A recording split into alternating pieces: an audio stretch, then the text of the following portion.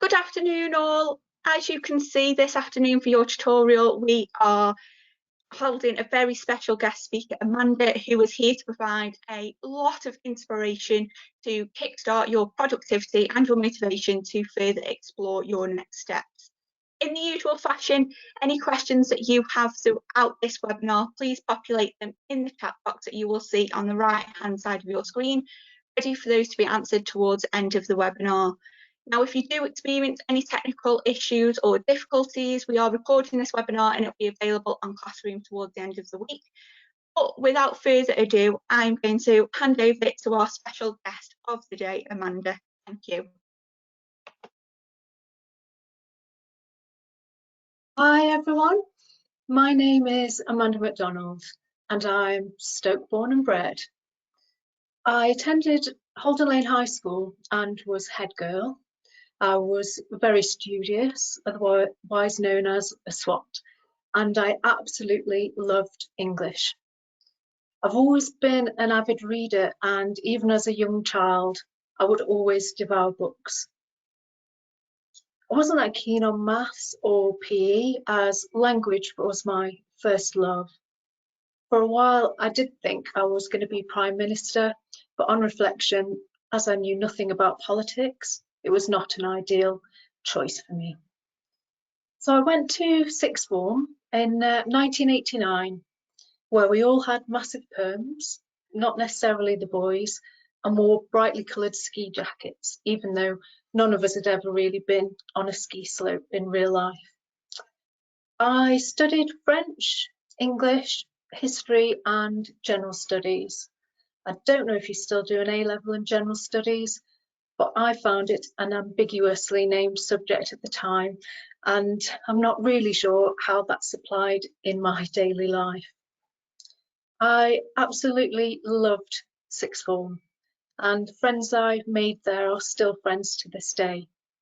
But what I loved the most was the teaching. I had an incredible English teacher who sadly died a few years ago, called Mr. Dutton. And he really fostered my passion for all things word related.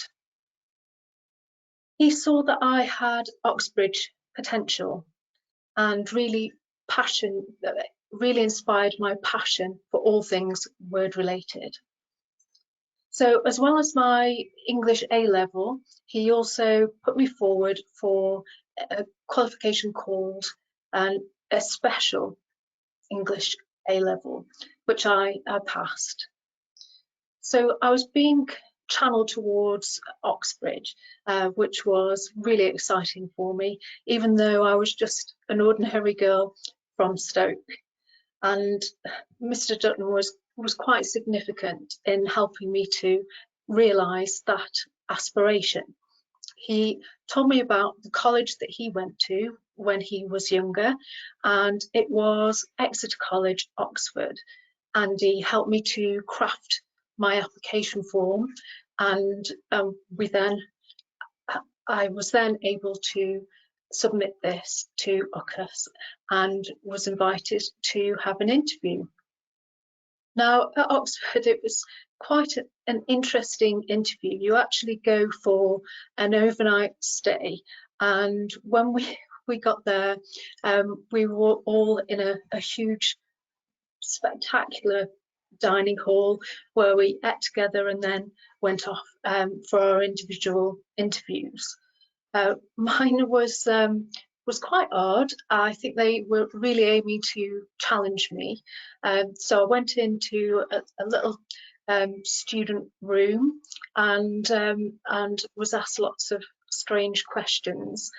One of the guys who was interviewing me, he had my UCAS form on his head, which I presume was to put me off, but I just ignored him and carried on. I was extremely prepared for lots of questions about English language and literature, which was what I hoped to study at Oxford. But what they actually were looking for is well-rounded people, and even though I'm not the best table tennis player, they were interested in that. They were interested in my hobbies, my attitude, my opinions on current affairs, and it was quite a, they're looking for well-rounded people, so it was quite an interesting experience.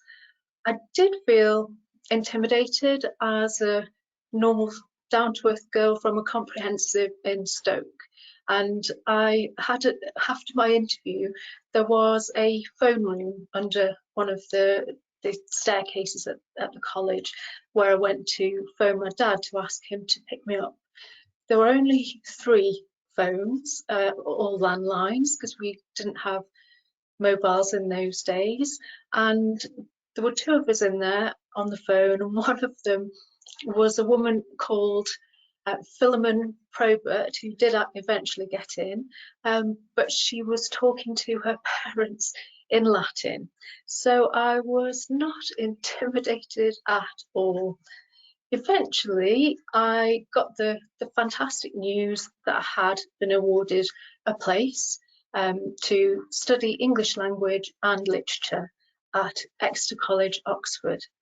And because Mr. Dutton had helped me so much in that process, I practically ran all the way up the drive to the college. I just couldn't wait to tell him that I'd received an unconditional offer. So it didn't matter how I performed in my A levels, even though I did do well in them. They'd already accepted me. So my time at Oxford was absolutely amazing. I loved it. There were lots and lots of one-to-one tutorials, incredibly impressive people. I had a reading list just before I went up to Oxford with 40 books on it before I even started, one of which was the Bible. So again, it was quite challenging to see how much work was required and how much reading was required. The tutors were absolutely world class, and I learnt everything from Anglo-Saxon English right the way through to Virginia Woolf, James Joyce, and most of it was taught in a one-to-one tutorial. So obviously we didn't have computers at that stage, so I would handwrite an essay, and in this one-to-one environment we would then discuss it and apply different critical theories to what I'd written, things like Freudian theory or critical theory, and it was such a brilliant, stimulating environment.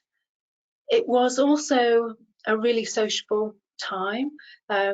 Everything centred around the college bar.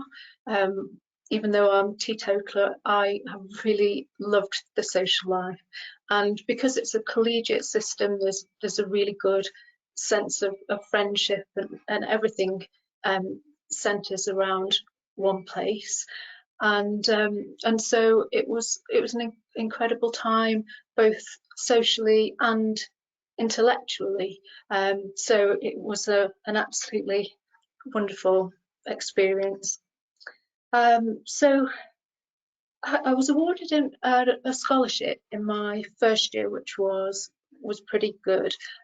This was based on the work that I'd done to date, and then I went on to get my BA Hons.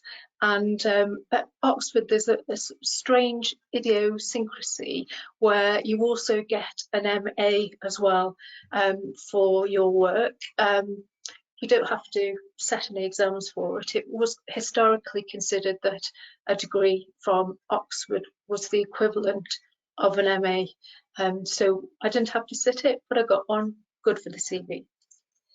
So during the holidays in my second year, I did some work experience in an advertising agency in Uttoxeter called Brooks and Vernon's, and I enjoyed it enormously, and particularly enjoyed telling people that they'd put typos in some of the things they'd written.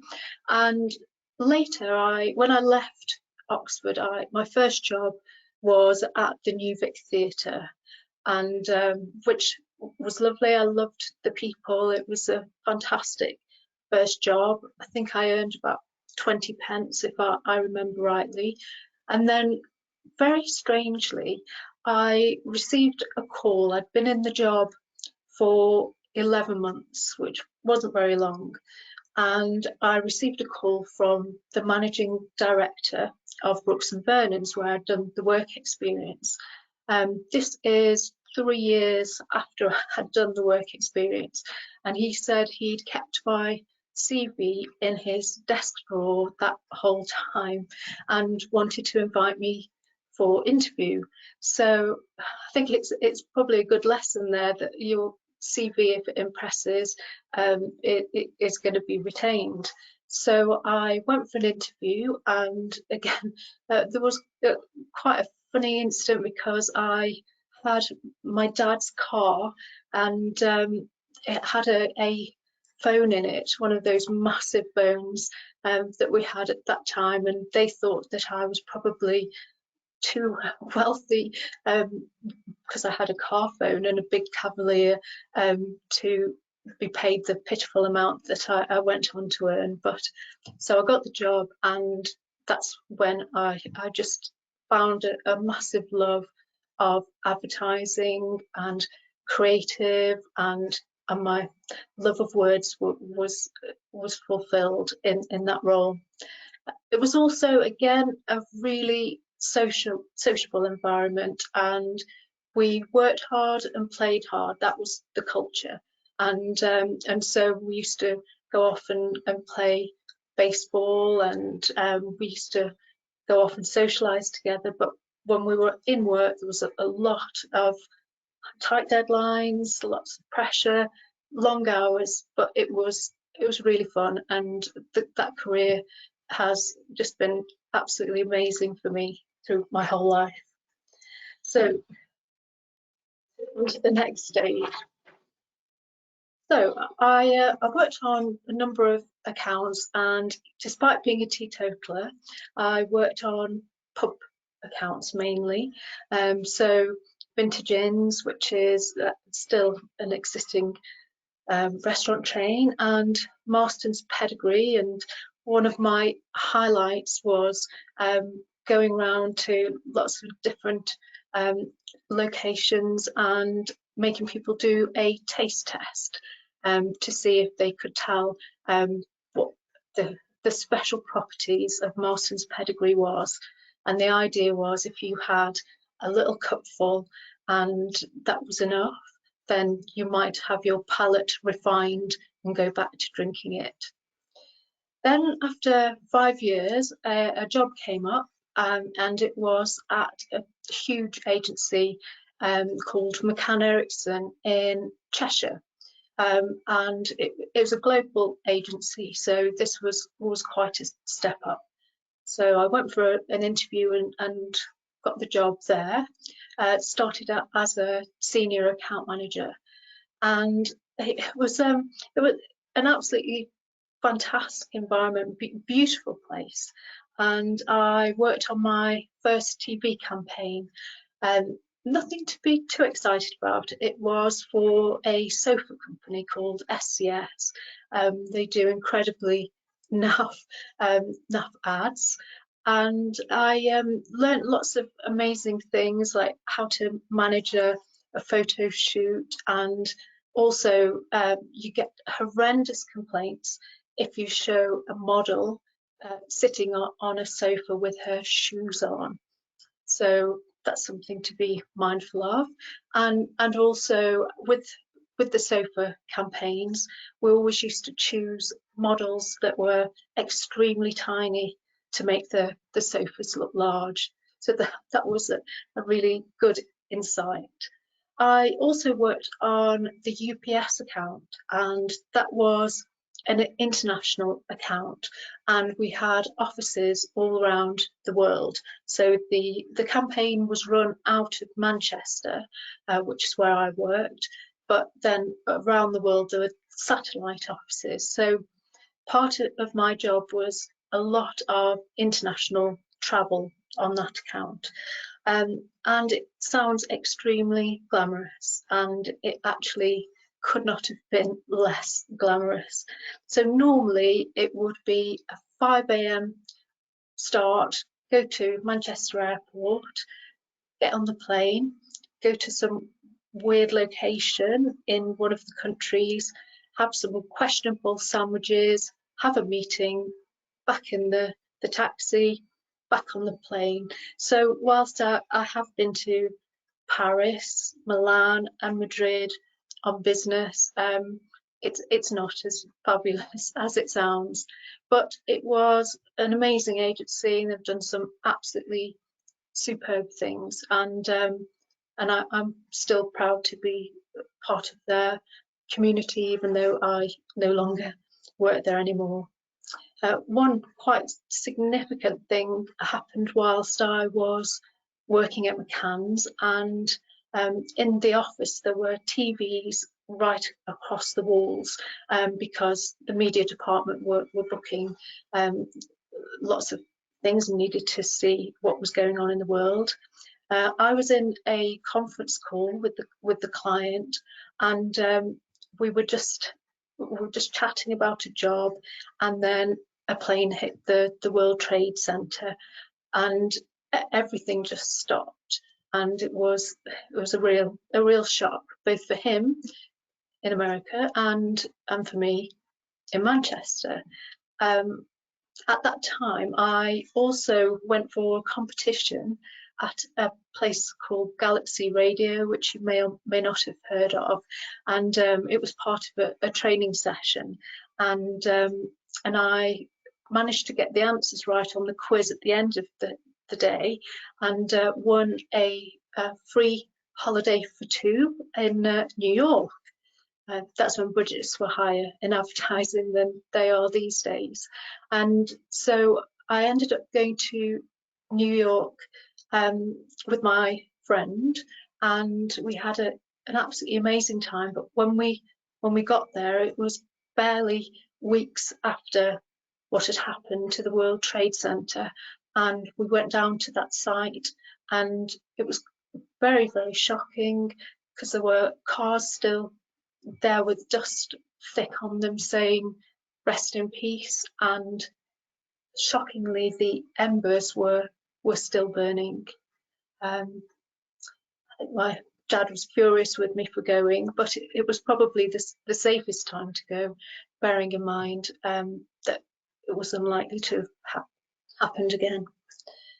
So after McCann's, I worked for a smaller advertising agency in Stoke, and then one of my former colleagues contacted me and said that he'd set up an offshoot of Brooks and Vernon's called Yes Agency, and he wanted to see if I would be interested in going to work for him.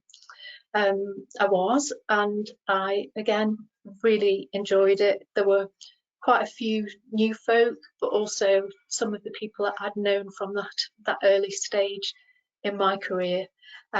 So I worked with some great clients, and so eventually I became managing director, and I loved it. It was great. I had my fingers in every single pie, and I made lots of great client relationships and did some brilliant work.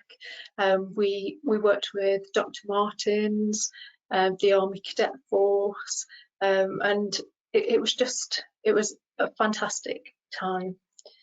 So at this stage I was flying pretty high, and I was loving the work and loving being a director of the company and traveling all over the place. Not quite Milan, but normally Norfolk. But it was a really fantastic time. And then all of a sudden, my entire career and life was just turned on its head. I found a lump in my breast, and I went to get it checked out, and I was told that it was breast cancer, and it was a very aggressive type of breast cancer called triple negative breast cancer, which doesn't have any associated hormonal therapies for it. It's quite a niche cancer. So because I was so young, I was 40, which is comparatively young for getting this kind of cancer. They pulled out all the stops, and I had the most horrendous journey of treatment, having chemo, operations, and lots of side effects. It was a really tough time. I lost my hair, and I struggled. I did struggle with that. So eventually, I built up my strength again, and I was going straight back to work, and I was really pleased that it was over. And so I went back, and I wasn't doing my full hours. I was trying to ease into it gently. Then 11 months later, I was training some students who were from Stafford University, and we were looking at a presentation that I was going to be doing the following day. And I started speaking very oddly. I didn't know I was doing it, but their horrified expressions showed that I was not making any sense. I didn't know what I was saying, and I started to get some really strange sensations, and I had a sensation of honey pouring from my eyes, and I could see a golden waffle floating in my peripheral vision, which does sound absolutely ridiculous. And so I then went home, and it was quite a shocking fact that I had a brain tumour, and it had come back as a result of the original breast cancer. So it went straight to my brain. I had a tumour the size of a plum, and had to have it operated on very, very quickly. And so I had that, and it was a challenging time, because after having a operation on my brain, I could not do basic things. I had to teach myself to write. I just couldn't do it. And I had to also teach myself to put pants on, because I couldn't work out which bit of me went where, and it was too difficult for my brain to comprehend. And then 5 weeks later, I had the terrible news that I had another malignant brain tumour in exactly the same place, exactly the same size.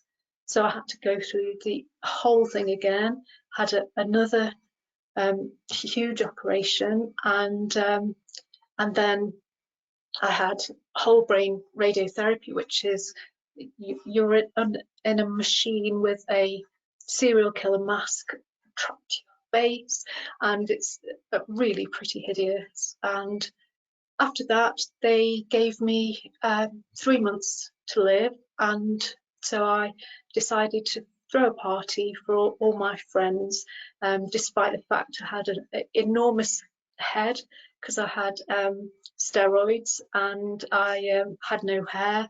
People couldn't recognise me, but I still wanted to say my goodbyes. So after that, I was being treated by the Dougie Mac, and in preparation for my imminent death.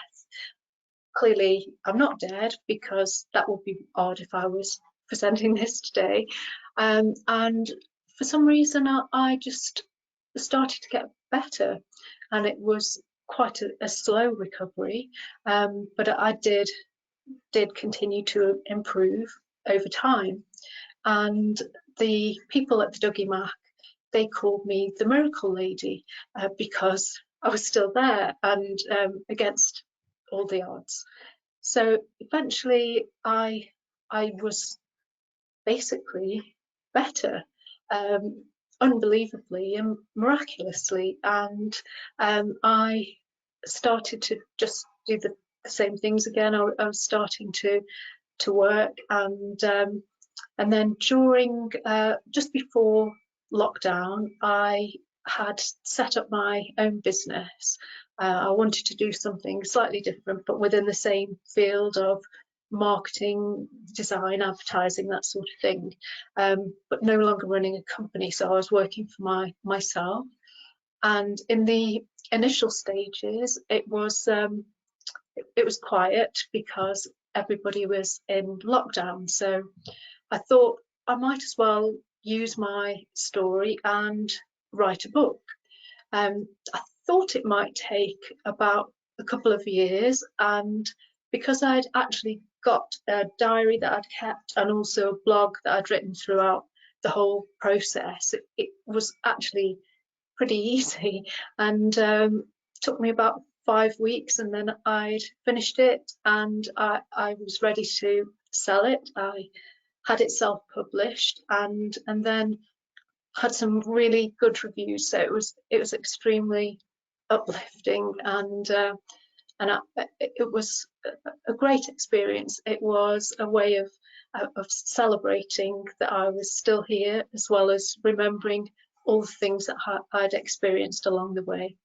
So part of this new company now, I'm back working part-time, and I have 2 big clients that I service, and I'm absolutely delighted to be alive and well and to be chatting to you all today.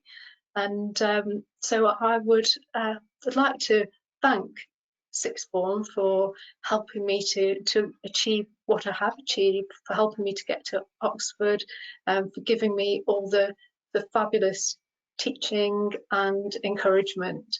And I'd like to ask you if anyone would like to give me any questions to answer. So there has been quite a few questions, all centering around one thing, which is motivation. So a lot of people have asked that throughout your entire life, all the challenges you've faced, all the ambitions you've had, what has been your biggest source of motivation to achieve those? I think the biggest source of inspiration is myself. I just think I feel like I always have to do the best.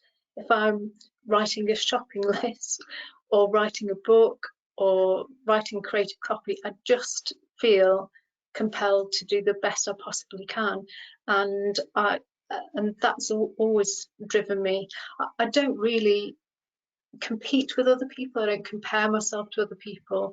I just motivate myself, and I set myself extremely high standards, and I think that's the most important thing for me. We've also got quite a few students who are asking, how are you now? And also, what is the name of the book you wrote? Okay, how am I now? Apart from a few niggles, and I do obviously panic every now and then if something strange happens. You know, oh, I've got a pain in my earlobe. The cancer's back. There is a bit of that, and but generally, I'm completely well. I run, I work, I write. I can put pants on. I mean, what, that's just brilliant, isn't it? So yeah, I am well, very well. But I'll never forget what I went through. And what was the other part of the question? The other part of the question was the name of your book. It's called The Miracle Lady. And the reason I called it that, as I said before, was it was the Dougie Mack team called me that because I kept on not being dead. So that was where it came from. And I worked with a couple of designers from my career at McCann's, and they designed a fantastic book cover, and yeah, and I've sold loads of them, and I was delighted. And the final thing we've had from a student, which, oh, we've got quite a few now actually coming in the last moment. So one of them, which I think is kind of a really nice point to end on, and I'm going to quote this young lady. She said, "Not a question, but you are amazing for living through all of that, and I really respect you." Oh. But another question we've just had populating in is, oh, we've got even more coming in. You're really popular today. How did you deal with the pressure and all of the workload, both at university, but also wanting to write this book?